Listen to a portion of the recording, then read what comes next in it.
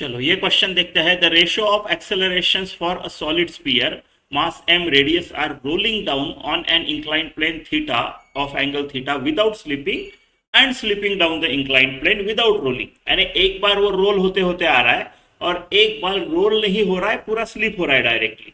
तो ये जो दो एक्सेलरेशंस होंगे इनका हमको रेशियो निकालना है, राइट। तो आप इन जनरल एक चीज ध्यान में रखो, राइट। ये जो एक्सेलरेशन होता है जो रोलिंग का, राइट, वो जो नॉर्मल स्लाइडिंग का एक्सेलरेशन है, राइट, विदाउट रोलिंग सिर्फ स्लाइड हो रहा है, वो इससे छोटा होता है। कितने से छोटा होता है? ये वाला बड़े काम का एक फैक्टर है, 1+k²/r²। के स्क्वायर क्या होता है? Radius of gyration. सिर्फ एक्सेलरेशन नहीं, वेलोसिटी में भी ऐसा रिलेशन है।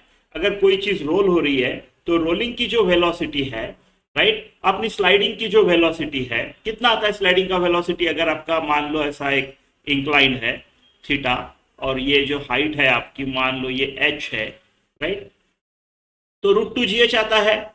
यहाँ पे अगर वेलोसिटी रेस्ट पे छोड़ दी जाए तो यहाँ की वेलोसिटी क्या आती है? √2gh।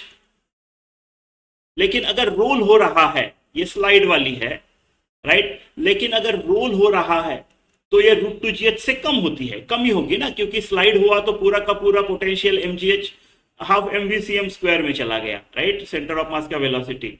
लेकिन रोल हो रहा है तो half i⍵² plus half mv², तो उतना कम होगा। तो रोलिंग में कितने से कम होता है? स्लाइडिंग में जितना हुआ होता डिवाइडेड बाय रूट ऑफ ये 1+k²r²। फिर से ये वाला वेलोसिटी में रूट, एक्सेलरेशन में नो रूट, उतने से ये कम होगा। टाइम बढ़ेगा, राइट, टाइम ऑफ रोलिंग जो होगा ना वो टाइम ऑफ स्लाइडिंग और इससे मल्टीप्लाई कर लो, सेम फैक्टर रूट, टाइम और इसमें रूट, एक्सेलरेशन में नो रूट। सिंपल, इतना डिराइव करना भी इजी है। कंजर्वेशन ऑफ एनर्जी करना है, जो मैंने अभी बोला ना, रोलिंग होगा तो थोड़ा हाफ i⍵² में जाएगा, थोड़ा half m velocity of centre of mass का स्क्वायर में जाएगा, राइट, ऐसा कन्वर्जन होगा। इसमें डायरेक्ट होगा, आप उससे भी पा सकते हो, इतना मुश्किल नहीं है, ठीक है। तो क्या आएगा अपना? अपने को क्या करना है? Rolling divided by sleeping. So A acceleration rolling का बाय ए स्लाइडिंग का करना है।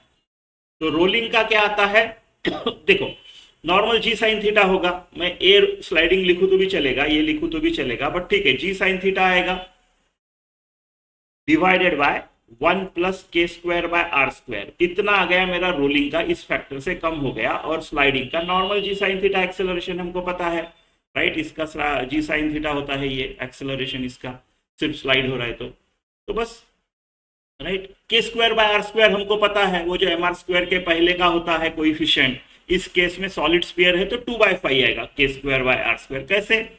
I = mk² होता है रेडियस ऑफ गायरेशन के। यहाँ पे कितना आएगा? 2/5 mr² = mk²। m का कोई लेना देना नहीं रहता, कट जाता है।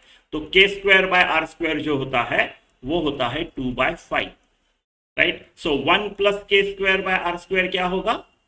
1+2/5, राइट। 5 + 2 7, 7/5 ये आएगा।